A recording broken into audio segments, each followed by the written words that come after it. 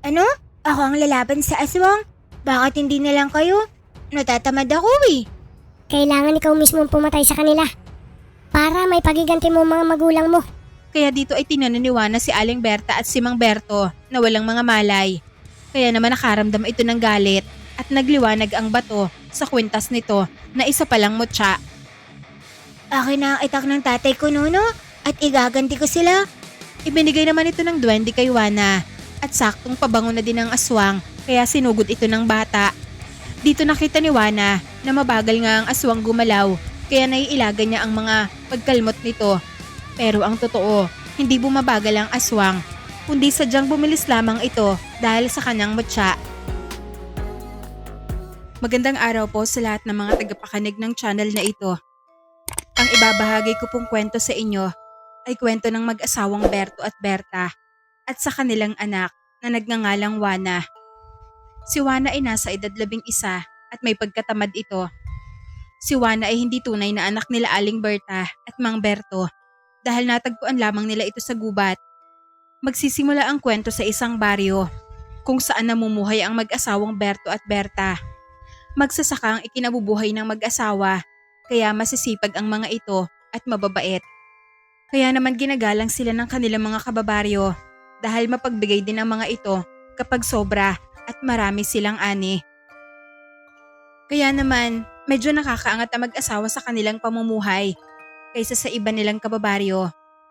Ngunit yun nga lang ay hindi magkaanak ang dalawa sa hindi malaman na kadahilanan.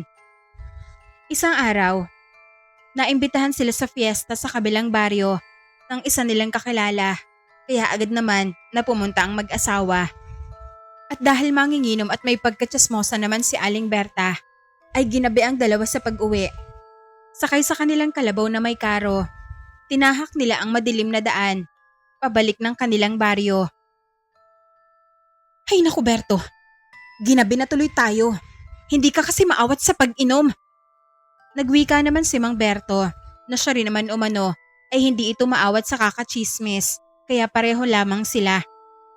Bilisan mo na nga ang pagpapatakbo sa kalabaw nang makauwi na tayo. Mamaya bagatin pa tayo dito.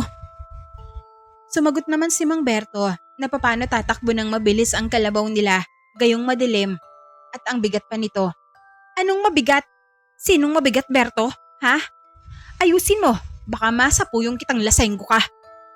Napabuntong hininga na lamang si Mang Berto at sinabing sige na umano at bibilisan na nito ang pagpapatakbo sa kanilang alaga. Berto, sandali. Itigil mo muna, iihi ako. Itinigil nga ni Mang Berto ang kalabaw kaya naman bumaba si Aling Berta para umihi muna. Pumasok ito sa may damuhan para doon sana iihi. Pero hindi na ito nakaihi nang may marinig ito na iyak ng sanggol. Ano yun? Iyak yun ng sanggol ah. Diyos ko, baka minamaligno ako. Hindi kasi ako nagtabi-tabi po. Berto? Agad na itong tumakbo sa asawa nito. Berto, madali ka. Umalis na tayo dito. May tiyanak. Teka, anong tiyanak ba yung pinagsasabi mo? May narinig akong iyak ng sanggol. Berto, andun oh. Kaya sige na, umalis na tayo. Baka namamalik mata ka lang. O hindi kaya lasing ka lang yata eh. Anong laseng? Hindi ako nakainom ah. Halika nga, nang maniwala ka sa akin. Bumalik sila kung saan ihi sana si Aling Berta at kung saan ito narinig ang iyak ng sanggol. At dito nga ay narinig din ito ni Mang Berto. Kita mo na? Ayan, narinig mo din hindi ba? Teka sandali. Oo nga no, bata nga yun. Kaya sige na, umalis na tayo dito. Pero hindi umalis si Mang Berto at hinanap nito ang iyak ng sanggol. Baka hindi sa tiyanak yun. Subukan natin hanapin. At dito nga ay nakita nito ang isang sanggol sa ilalim ng isang puno. Berto, huwag mong lapitan. Baka tiyanak yan. Ano ka ba? Hindi yan tiyanak. Sanggol talaga yan oh. Baka pag iniwan natin siya rito, lapahin siya ng mababangis na hayop. Nilapitan ni Mang Berto ang sanggol at kinuha. At natuwa naman si Mang Berto dahil sa cute na sanggol na hawak nito. Grabe ang cute talaga. Ang ganda-ganda niya.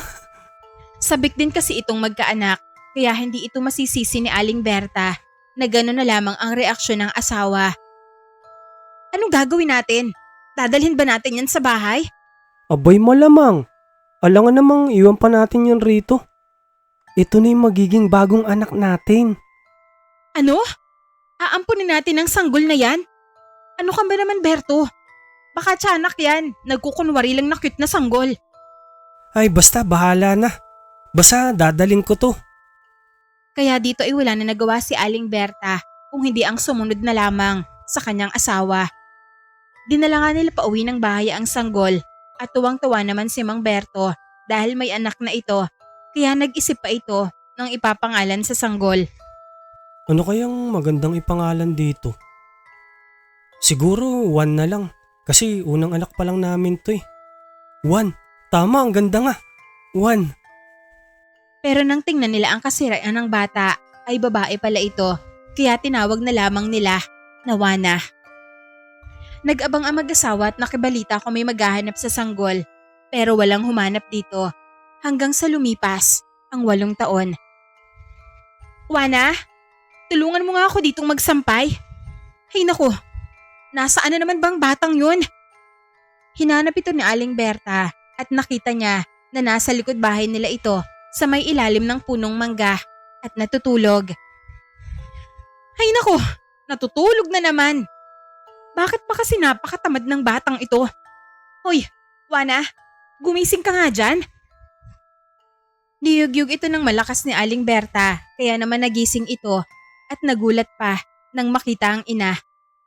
Aswang? Aswang? Anong aswang? Gusto mong masapuyong kita nang magising ka? Ha, Juana? Nanay, kaya po ba yan? Oo, ako nga. Ikaw na bata ka? Sa ganda ng nanay mo? Pagkakamalan mo pang aswang? Maganda? Saan po banda? May sinasabi ka? Wala po, Nay. Ang sabi ko nga po, maganda po kayo. Mabuti naman. Akala ko may sinasabi ka na naman dyan eh. Bakit ba kayo nagigising, Nay? Ang sarap ng tulog ko. Istorbo naman kayo. Anong istorbo? Tanghali na hindi ba? Natutulog ka pa dyan? Kanina pa ako tumatawag sa'yo para magpatulong magsampay. Hindi mo ako naririnig? Yun pala, natutulog ka na naman? Mahangan po dito. Kaya nakakaantok po. Napakatamad mo talagang bata ka. Mabuti pa, ikaw na lang magwalis ng mga tuyong dahon dito nang masigaan mamayang hapon. Pagbalik ko, dapat nawalisan mo na yan ha? Apo, sige po. Pero nasan po ang walis natin, Nay? Ayun, sa gilid ng pinto oh. Nakikita mo ba yon? Di kunan niyo po, Nay. Natatamad akong pumantay dun eh. Ay nako, pati walis tamad pang kunin. Tataas talaga ang dugo ko sa'yo. Ay nako, palagi na lang. Kinuha nga ni Aling Berta ang walis at ibinigay yun kay Juana. Ano pong gagawin ko dito, Nay? Ano pa? Di walisan mo mga dahon dyan. Kakasabi ko lang sa'yo eh. Lahat po ba yan, Nay? Alangan namang isa lang ang walisan mo. Ititira mo pa yung iba. Syempre, lahat yan. Ang dami naman po yan. Nakakatamad naman po, Nay. Basta, walisan mo yan lahat ah. Pagbalik ko tapos ka na dapat. Lagot ka talaga sa akin pag hindi mo yan nawalis. Lumakad na nga si Aling Berta papalayo sa kanyang anak. Kaya wala na nagawa si Juana kung hindi walisin ang mga dahon sa kanilang likod bahay. Pero nang wawalisin na niya sana ito, ay biglang humangin ng malakas at nilipad ang ibang mga tuyong dahon. Kaya naman, napawi ka na lamang ito. Naku, liliparin din naman pala ng hangin ng mga tingin daan na yan. Bakit ba ako magpapagod? Mabuti pa, iidlip mo na ako ulit. Nilagay na nga ni Juana ang walis sa ilalim ng malaking puno ng mangga at naidlip muli ito. Lingid naman sa kaalaman ni Juana na may nakatira pala sa malaking puno ng mangga na isang duwende at isang kapre at nagmamasid lamang ito sa kanya. Nagwika ang kapre sa kasama nitong duwende na ang mabuti pa ay siya na lamang umano ang magwawalis ng mga dahon bago pa muling pagalitan ng nanay nito ang alaga nila. Lingid kasi sa kaalaman na mag-asawang Berto at Berta ay may gabay na isang kapre at isang duwende si Juana na matatagpuan nila ito sa kakahuyan. Dinala sa kanilang bahay ang bata at sumunod din ang 2 gabay nito sa kanila at nanirahan sa malaking puno ng mangga. at palihim nila na tinutulungan ang batang si Juana. Kaya nang makita nila na hindi naman nito ginawa ang inutos ng kanyang nanay Berta, ay ang duwende na ang nagwalis at nagtipon ng mga dahon sa likod ng bahay nila habang natutulog naman si Juana. Kaya lumipas ang ilang sandali ay bumalik nga si Aling Berta at nakita nitong muli ang anak na natutulog sa papag sa ilalim ng puno. Kaya galit naman itong nilapitan si Juana para sana muling gisingin ito. Hindi mo na naman sinunod ang utos ko? Nilulugan mo na naman ako? Pero habang papalapit ito kay Juana, ay nakita ni Aling Berta na nagawa pala nito ang kanyang inuutos dahil nakawalis na ang paligid at malinis na itong tingnan. Kaya nawala ang inis ni Aling Berta sa kanyang anak. Aba, himala ah. Sinusunod ni Juana ang utos ko at ang linis na. Ay nako, sana naman araw-araw ganito. Teka, ipaghahanda ko nga ng merienda. Baka napagod ang anak ko. Kawawa naman. Pumasok na ng bahay si Aling Berta para maghanda ng merienda. Kaya napangiti naman ang kapre at duwende sa taas ng puno ng mangga. Ilang sandali lang, muli nang bumalik si Aling Berta na may dala ng merienda. Kaya dito, muli niyang ginising ang kanyang anak. Anak, gising. Eto, dinalan kita ng merienda mo. Gumising naman si Juana na kusot-kusot pa ang mga mata at tiningnan ng nanay nito. Nasaan ako? Bakit nakakakita ako ng maligno na ginagaya ang boses ni Nanay Berta? Nainis na naman si Aling Berta sa anak, kaya piningot niya na naman ito. Aring naman ay, ang sakit na na. Ayan, dinagising ka na. Pesting bata ka talaga. Palagi mo na lang ako napapagkamalang maligno. Dinala na nga kita ng merienda at natutuwa ako sa paglilinis mo ng bakura natin.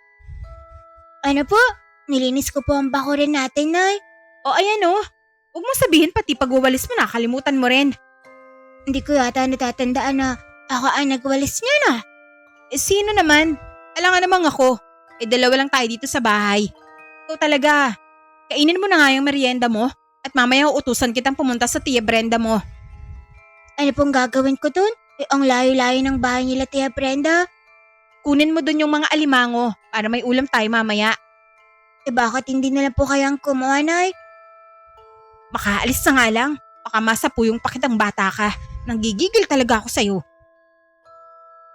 Umalis na nga lang muna si Aling Berta, papalayo sa anak nito. Kaya naman kinain na ni Juana ang bigay na merienda ng kanyang nanay Berta. Matapos kumain, ay tinawag pa ito ng kanyang nanay. Juana, halika nga. Bakit po, Nay? Bumalik ka nga sa tindahan ni Maring Pasing ng tuyo. Eto ang pera. Bumalik ka kaagad ah. Sige po. Lumakad na nga si Juana, papunta ng tindahan ni Aling Pasing. Kaya nang makarating na ito, ay agad itong bumili ng inuutos ng kanyang ina. Aling Pasing, may toyo po daw ba kayo? Sabi po ni Nanay. Anong sabi mo, Juana? May toyo daw ako, sabi ng nanay Berta mo? Opo, yun po ang sinabi niya sa akin. Kung may toyo daw po kayo. Wala akong toyo. Baka siya ang may toyo, hindi ako. Sabihin mo sa kanya yan ha. Okay po, Aling Pasing. Kaya bumalik naman ang bahay nila si Juana. Oh, asan ang tuyo na pinapabili ko sa'yo? Wala daw pong toyo si Aling Pasing, Nay. Kayo daw po ang may toyo. Galit na galit pa nga po siya. Ano? Bakit? Ano bang sinabi mo? Ibibili ka lang naman ng toyo, hindi ba? Nga po ang sinabi ko kay Aling Pasing. Kung may toyo po siya, sabi niyo. Dito na naunawaan ni Aling Berta kung bakit nagalit si Aling Pasing. Dahil akala niya ay sinasabihan siya na may toyo ito sa utak. Kaya napabuntong hininga na lamang si Aling Berta dahil sa kakulitan ng anak. Hey nako, kaya pala nagalit si Maring Pasing sa'yo. Iba palang pagkakaintindi niya. Sabihin mo, nabibili ka kamo ng toyo. Okay po. Lumakad na muli si Juana, pabalik ng tindahan ni Aling Pasing. Ano Juana, nasabi mo na ba sa nanay mo? Huwag na kamo akong sasabihan na may toyo ako ah. Hindi po, Aling Pasing. Nagkamali lang po ang sabi niya. Pabili daw po ng toyo. Ganun ba? Pasensya na. Mali pala ang pagkakaintindi ko. Akala ko'y sinasabihan pa ako ng nanay mo na may toyo. Bibili ka pala. Apo, Aling Pasing. Kaya pagbilhan niya na po ako. Ano nga ba yon? Tuyo? Toyo? Ay naku, Aling Pasing, syempre, ang niluluto po. Binigyan na nga ni Aling Pasing si Juana ng tuyong isda, kaya naman lumakad na ito, papauwi sa kanilang bahay at ibinigay na sa kanyang nanay ang binili nito. Nanay Berta ito na po ang pinapabili niyo. Eh bakit tuyong isda ito, Juana? Yan po ang binigay ni Aling Pasing. Yung toyo na nilalagay sa lutuin ang sinasabi ko sa'yo na bilhin mo. Ay naku, Nay, kayo na lang nga po. Kayo na lang po ang pumunta doon at kayo na lang po ang bumili. Pareho po kayo ni Aling Pasing. Ang hirap niyo pong intindihin. Ay nako, ano pa nga bang gagawin ko? Ako na nga lang ang bibili. Bantayan mo yung niluluto ko ha, baka masunog yan. Sige po, Nay. Lumakad na nga si Aling Berta para siya na lamang ang bumili ng toyo na nilalagay sa lutuin. At pagbalik nito, papasok sa kanilang bakod, ay nakaamoy ito ng nasusunog, kaya naman mabilis itong pumasok ng kanilang bahay. At dito ay nakita niya na nasusunog na ang kanyang niluluto, kaya mabilis na itong tinanggal mula sa apoy. Juana, di ba sabi ko sa'yo? Bantayan mong niluluto ko. Opo, binantayan ko naman po, Nay. Anong binantayan mo? Inasunog nga, hindi ba?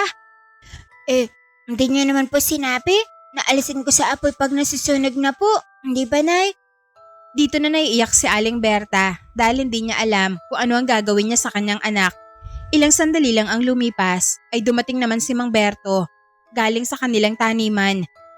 At sakto lang sa pagdating nito dahil magtatanghalian na sila, kaya umupo na ito sa mesa at inihanda na ni Aling Berta ang kanilang pagkain. Teka, bakit amoy sunog? Paano hindi masusunog? Pinabayaan niyang anak mo. Ano ako? Hindi naman ako nagluluto, Nay. Ikaw naman. Tama si Juana. Ikaw ang nagluluto tapos isisisi mo sa kanya? Ay nako, kinampihan mo na naman yung anak mo, Berto. Kumain na nga lang kayo diyang mag-ama. Kumain na nga lamang silang mag-ama at pagkatapos ay inutusan na ni Aling Berta si Juana na pumunta sa bahay ng kanyang tiya Brenda para kunin ang mga alimango. Kaya naman sumunod naman ito kaagad at lumakad na.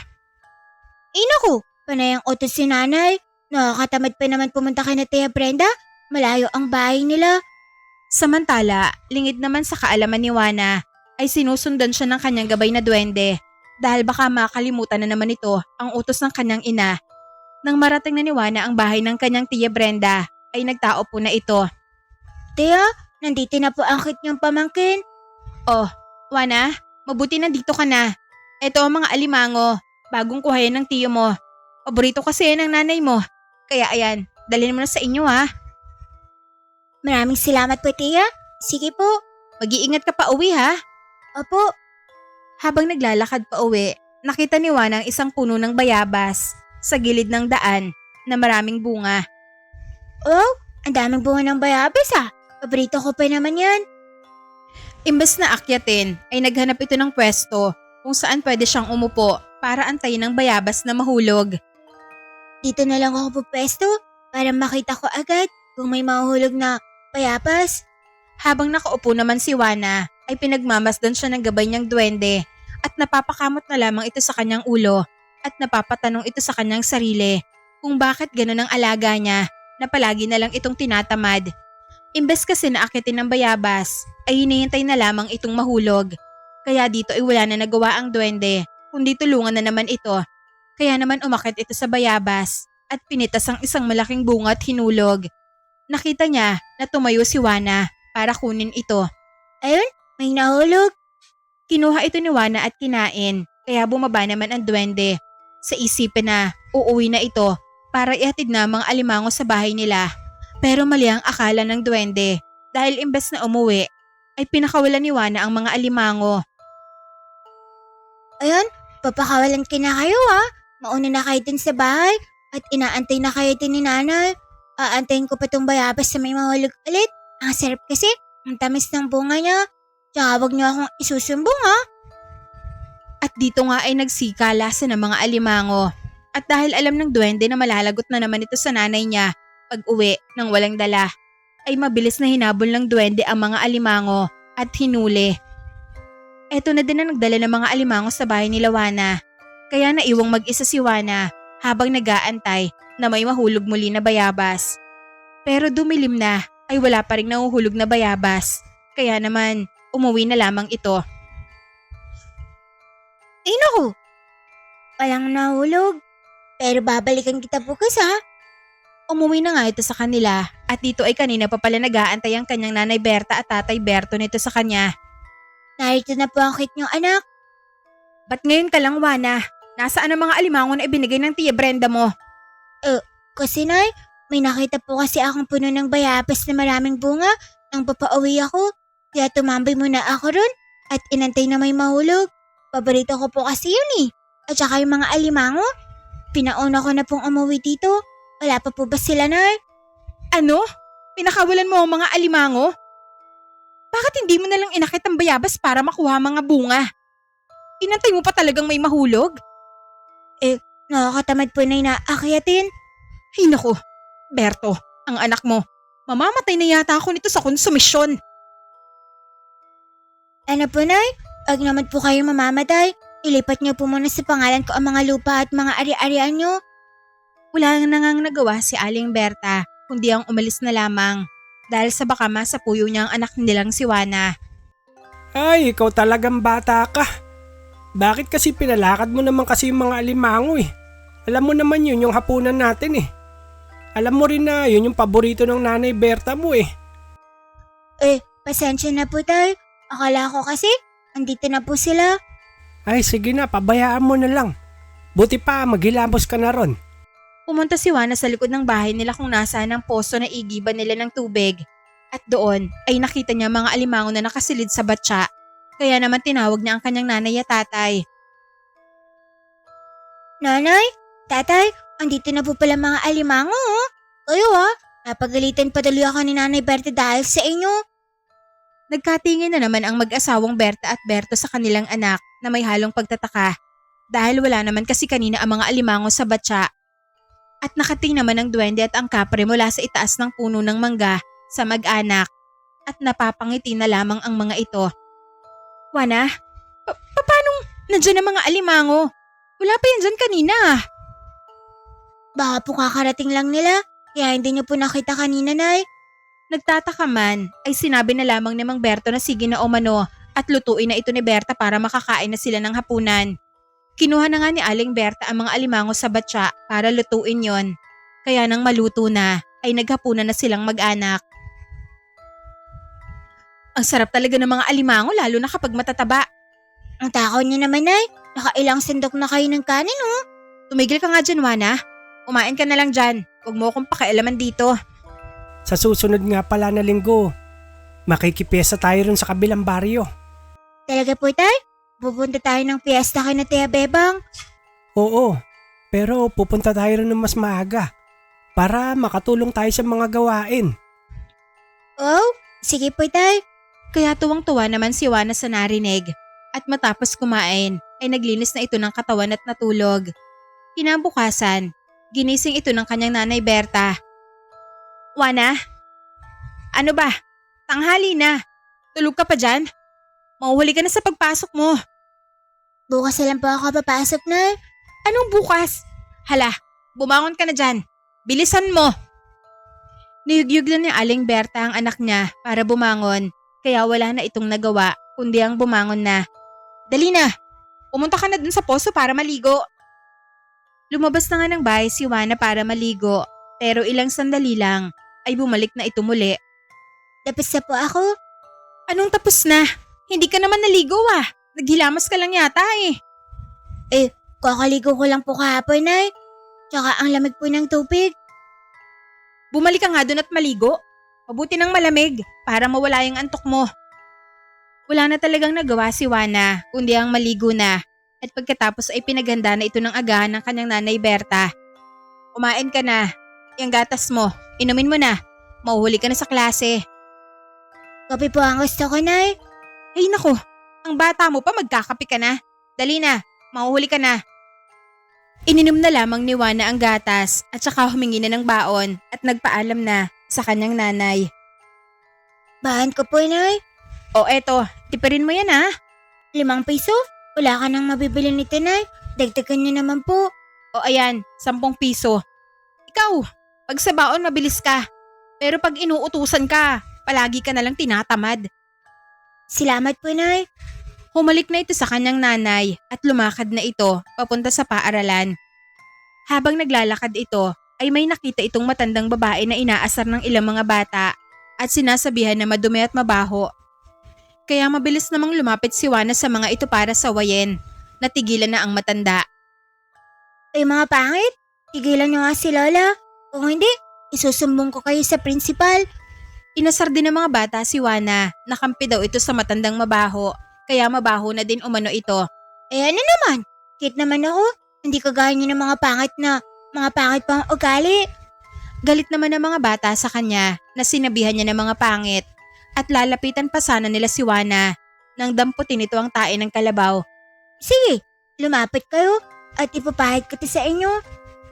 Lumayo naman ang mga bata dahil nga takot silang pahiran ni Juana ng tae ng kalabaw.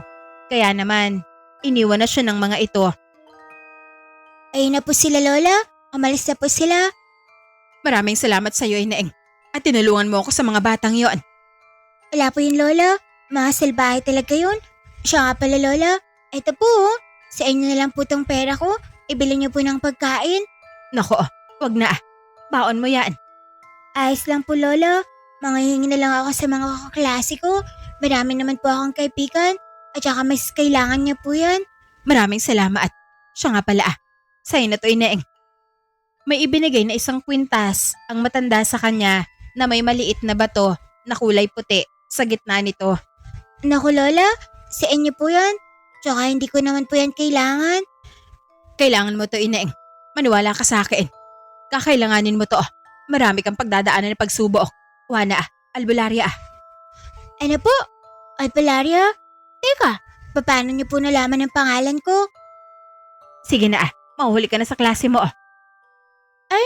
Oo nga pala. Sige, Lola. Mauna na po ako.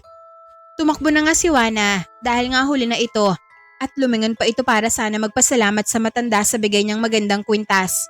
Pero wala na ito. Nasaan na kaya si Lola? Bakit nawala bigla? Pero hindi bali na nga. At huli na ako. Ngumiti naman ang duwende na gabay nito na palaging nakasunod sa kanya at bigla na ding naglaho. Sa paaralan naman, pumasok na si Juana sa kanilang silid-aralan at huli na nga ito dahil naghugas pa ito ng kanyang kamay. Mamaya, pasensya na po. Nahuli po ako ngayon. Ayos lang, Juana. Sige na, maupo ka na. Naupo na nga si Juana at nagsimula ng kanilang klase. At sa kalagitnaan ng kanilang klase, biglang nagkagulo dahil ilang mga bata ang nawala ng malay. Agad na lumabas ang kanilang guro para puntahan ang kabilang classroom kung saan may ilang mga nahimatay na mga bata. Mga bata, huwag kayong lalabas ha. Tutulungan ko lang doon sa kabila si Ma'am Joy nyo. Nahimatay ang mga estudyante niya. Lumabas ang kanilang guro at nanatili si Juana at ang mga kaklase nito sa silid-aralan. Pero habang nasa loob sila ng silid-aralan, ay may napansin si Juana na isang kulay berdeng nilalang na kasing laki din nila na may matutulis na tenga at gawa sa mga dahon ang suot at pumasok ito sa kabilang silid. Dumaan ito sa harap ng mga kaklase niya pero hindi nila ito nakikita. Hanggang sa nakita niya na hinipan ito ang tenga ng isa niyang kaklase at bigla na lang itong nawala ng malay kaya nagsigawan ang mga kaklase niya. Dito niya nakita na tumakbo papalabas ang kulay berdeng nilalang. Kaya sinundan niya ito ng tingin at nakita niya na umakyat ito ng puno na parang butiki sa bilis at bigla na lamang naglaho. Mabilis namang bumalik ang guro nila at binuhat ang kanyang kaklase na nawalan din ng malay. Ano kaya yung nilalang na yun? Bakit ako lang ang nakakakita sa kanya? At yun pala ang dahilan kung bakit nahihimatay ang mga kamag-aral ko. Dinala ng kanilang guro ang kanyang kaklase na nahimatay doon din sa ibang bata na nawala ng malay sa isang bakanting silid-aralan at pagkatapos ay pinauwi na muna ang mga ibang bata. Mga bata, ang mabuti pa umuwi na muna kayo. Wala na muna tayong klase ngayong araw. Baka may mahimatay pa sa inyo. Hindi na namin kakayanin. 4 lang kaming guro dito, kaya mabuti pa. Umuwi na muna kayo. Nagsitayuan naman ang mga kamag-aral ni Juana at nagsiuwian na sila pero naiwan ito. Oh, Juana, hindi ka pa ba uuwi? May sasabihin po ako sa inyo, ma'am. Alam ko po kung bakit nahihimatay ang mga bata. Kasi po, may berdeng nilalang na umiihip sa tenga nila tapos umalis agad. Diyan po siya tumakbo sa may malaking puno, ma'am. Ano? Sigurado ka ba, Wana? Apo, ma'am. Sigurado po talaga ako. Ganun ba? Sige, maaari bang wag ka munang umuwi, Wana? Baka makatulong ka sa amin. Sige po. Libre niyo po ako dapat ng merienda. O sige, ililibre kita mamaya. Tara, sumama ka muna sa akin. Puntahan natin ang principal na si Miss Minchin. Isinama nga ng kanilang guro si Wana papunta sa silid-aralan kung saan nandoon ang mga nahimatay na mga bata. Miss Minchin, ang sabi ng estudyante ko, may nakita daw siyang lamang lupa na siyang may dahilan kung bakit nawawalan ng malay ang mga bata. Siguro, magpatawag na tayo ng albularyo. Sigurado ka ba, Mia? Oho, tanungin niyo si Wana. Siya ang nakakita. Wana, totoo bang sinabi mo na lamang lupa ang may gawa nito? Opo, Miss Minchin. Totoo po. Promise. Kahit mamatay pa po kayo. Ano ka ba naman, Wana? Sige na, naniniwala na ako sa'yo. Sige't magpapatawag ako ng albularyo. Nagpatawag nga ng albularyo ang kanilang principal at pinakain naman muna ng kanyang guro si Wana sa kantina. Kaya lumipas ang ilang sandali ay dumating na ang albularyo sa paaralan na si Tata Lino. Tata Lino, mabuti naman ho't nandito na ho kayo. Nagtanong ang albularyo kung ano ang nangyari.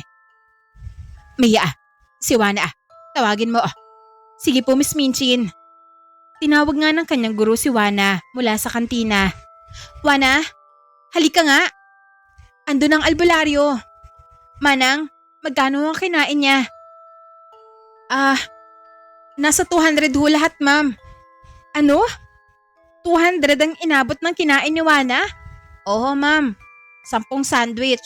Tapos 10 biskwit. May candy pa, 3 soft drinks. At saka, kumuha din pala siya ng... sige ho, eto ng bayad, Manang. Pambihira ka palang kumain, Wana.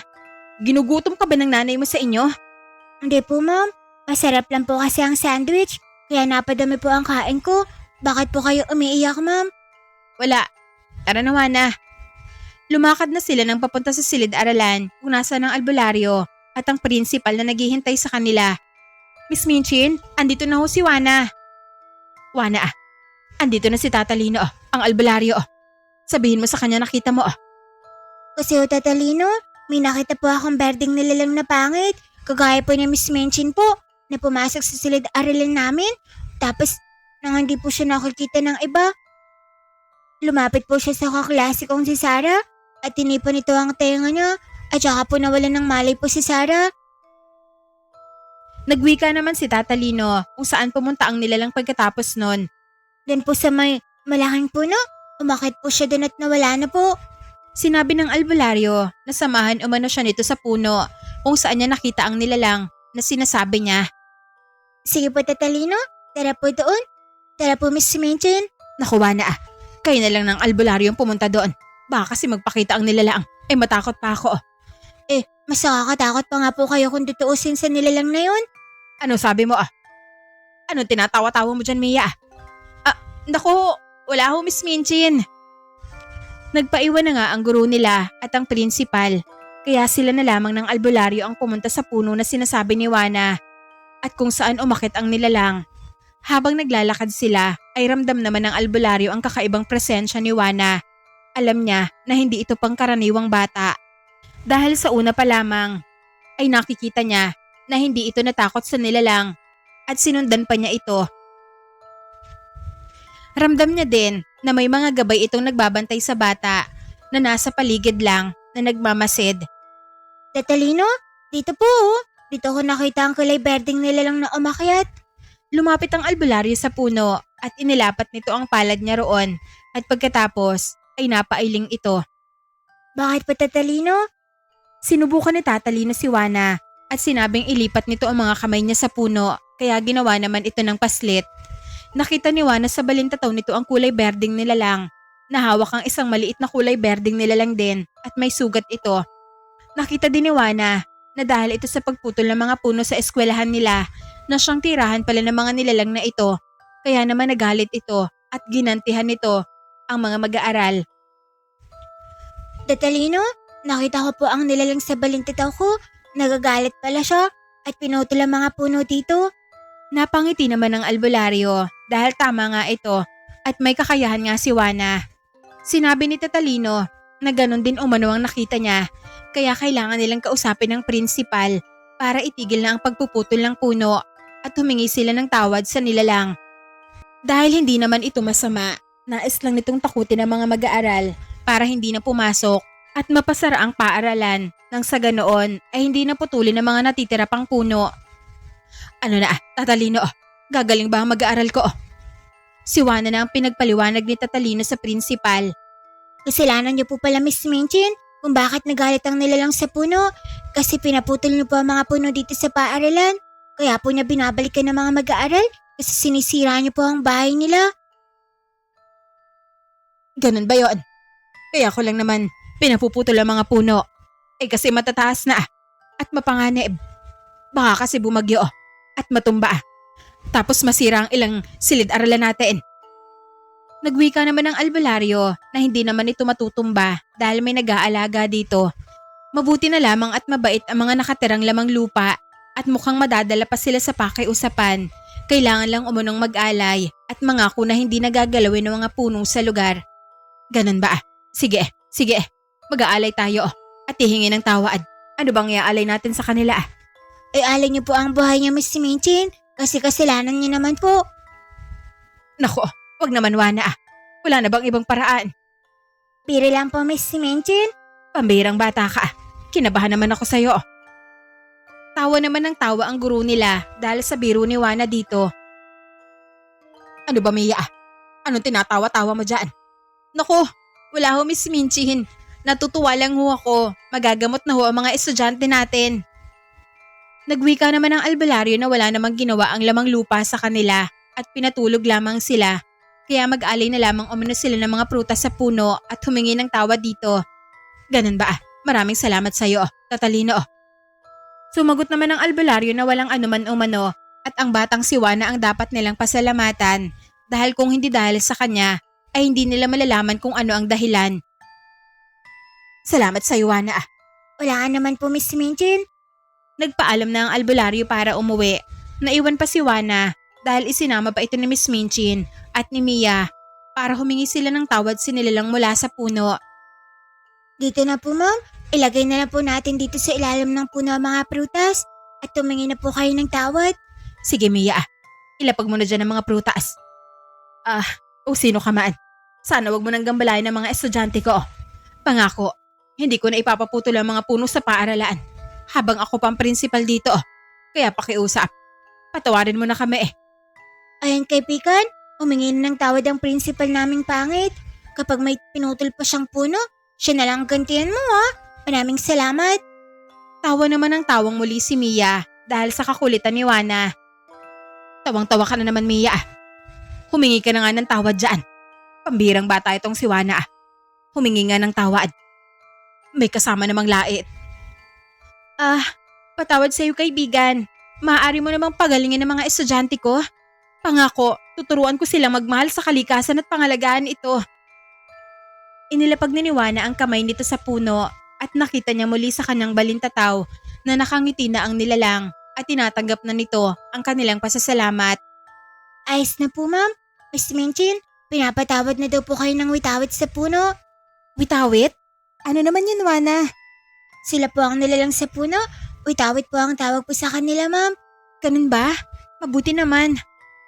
Bumalik na sila sa silid-aralan at dito nga ay nakita nila Mia, Miss Minchin at Juana na nagising na ang kaninang mga walang malay nilang mga estudyante at walang matanda na mga ito mula sa nangyari.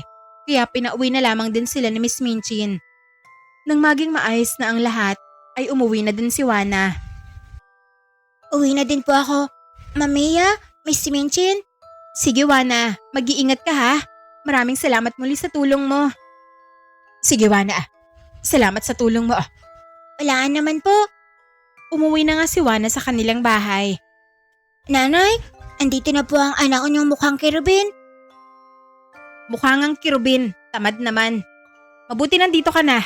Magbihis ka na ng damit mo. Nagpalit na nga ng damit si Juana. Nay, pwede po ba ako maglaro kasama ng mga kaibigan ko? Sige, pero wag kang lalayo ah. at pupunta kung saan-saan. Apo, Nay. Lumakad na nga si Wana at pumunta sa kanyang mga kalaro. Butchokoy, Nana, Bebeng, maaari ba akong sumali sa laro nyo? Sige ba, Wana? Pero ikaw ang taya. Teka, bakit naman ako ang taya kaagad? Bagong sali ka, Wana eh. Kaya ikaw ang taya. Sige na nga. Ayan, magbilang ka na ng 10 at magtatago na kami. Huwag kang mandadaya, Wana ha. Sige, Bebeng, hindi talaga ako mandadaya. Pumikit na nga si Wana sa may puno at nagbilang na ng 10. Ayun, Bebeng, Butchokoy, Nana, 10 na. Imbes na hanapin ng mga kaibigan, ay tinamad na naman si Wana at natulog ito sa ilalim ng puno. Kaya naman nabagot ang mga kaibigan nito sa kanilang pinagtataguan. Kaya lumabas na lamang ang mga ito. Nana, Butchokoy, pumunta na ba si Wana sa pinagtataguan nyo? Hindi nga, Bebeng eh. Hindi nga siya dumaan kanina. Kaya nabagot na ako. Ako nga din. Hindi yata tayo hinahanap ni Wana. Oo nga, ayawan na nga. Uwi na tayo. Lumakad na nga ang 3 at nakita nila si Wana na natutulog lang sa ilalim ng puno. Ayun pala si Wana, Bebeng oh. Natutulog. Kaya pala hindi niya tayo hinahanap eh. Ginising ito ng kanyang mga kaibigan. Wana, gumising ka na dyan. Bebeng, Nana, Butchokoy, uli na kayo. Kaya kayo naman ang taya. Ano ka, Wana? Di mo naman kaya kami hinanap? Natutulog ka lang dyan. Oo nga naman, Wana. Tama si Nana.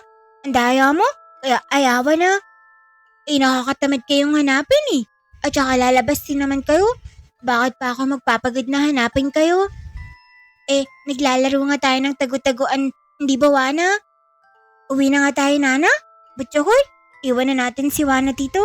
Ang daya niya. Wala na ding nagawa si Wana kung di ang umuwi na lamang din sa kanila dahil papadilim na. Andito na po ako, Nay. Mabuti, maupo ka na dyan. Maya-maya kakain na tayo.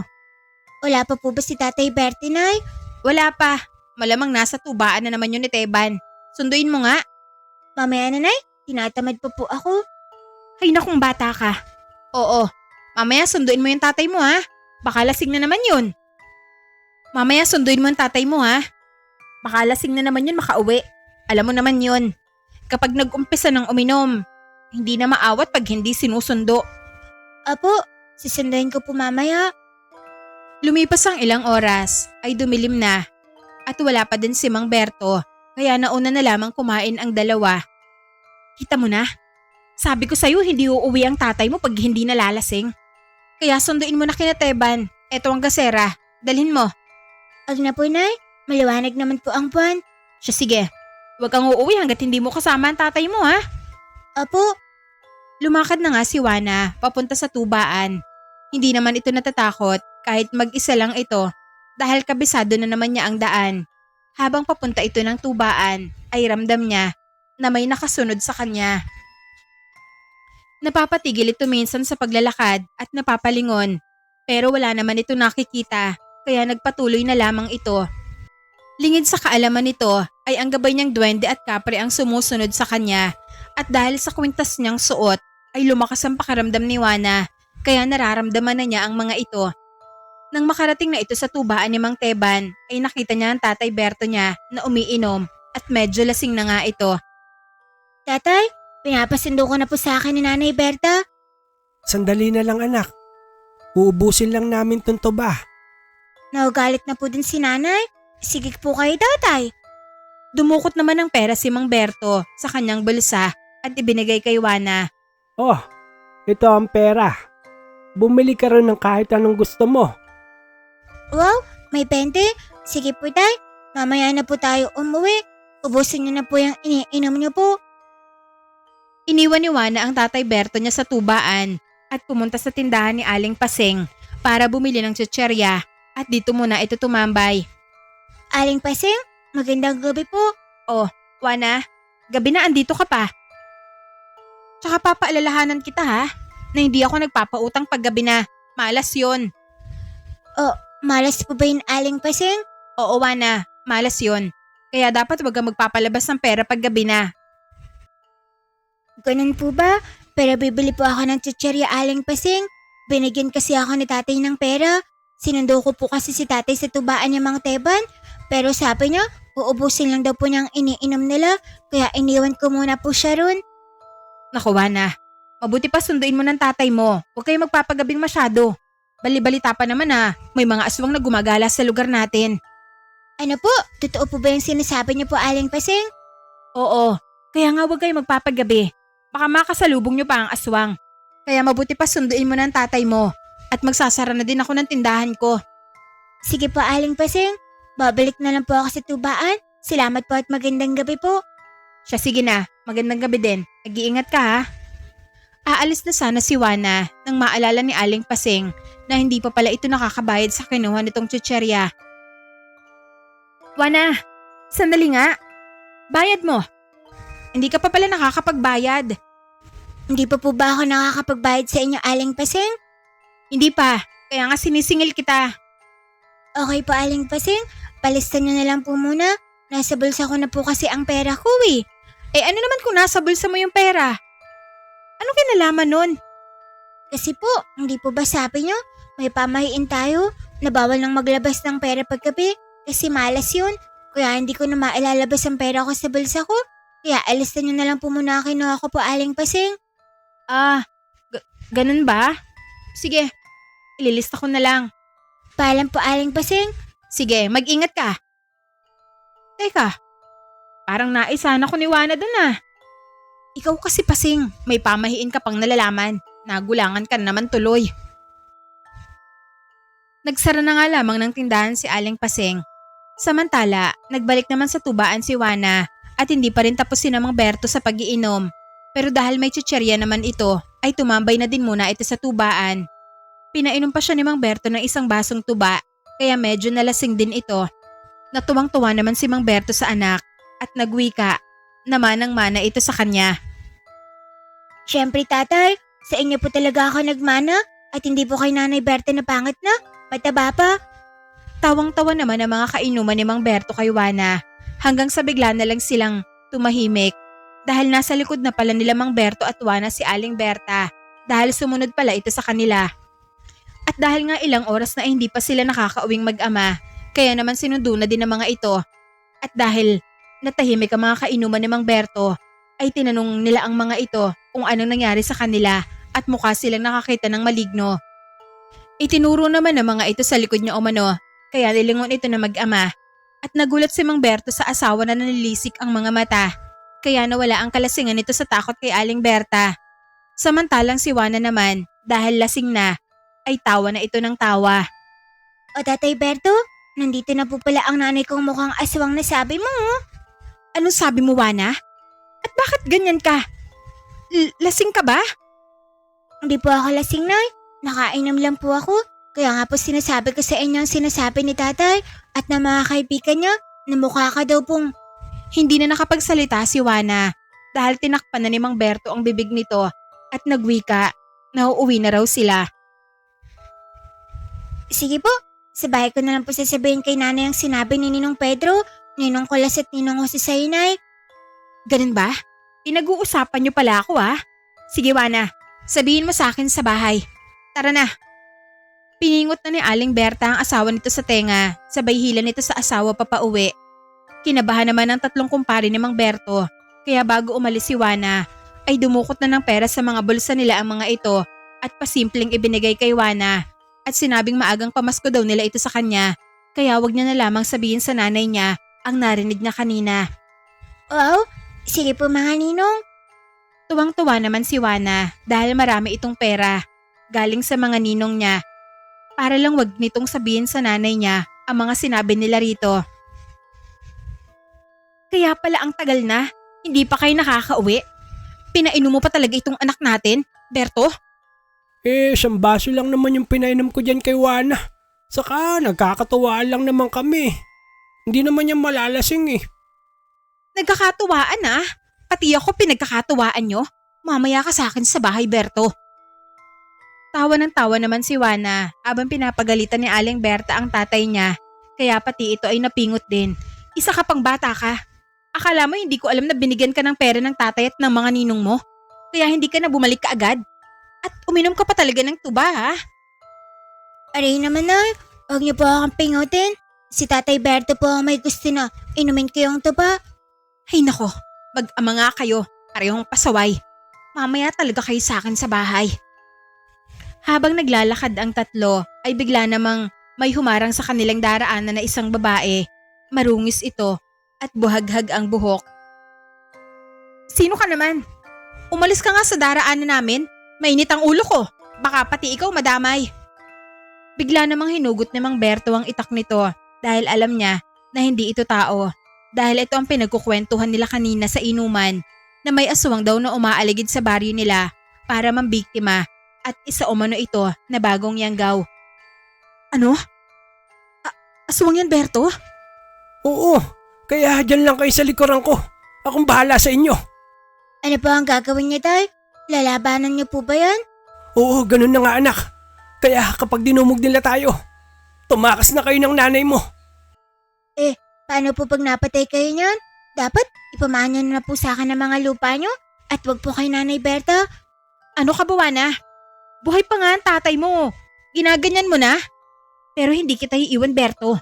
Hindi ako papayag na magsakripisyo ka para sa amin ng anak mo. Hindi ko matatanggap yun. Eh di, magpaiwan ka din po Nay para sa akin? Para mapunta na sa akin lahat ng mga ari-arian na maiiwan niyo. At dito ay napingot na naman muli ito ng nanay niya. Aray Nay, mapipiro lang naman po ako. Nasa panganib na nga tayo, nagbibiro ka pa dyan, Wana. Sinasadya ko po yun Nay, para mawala po ang takot no.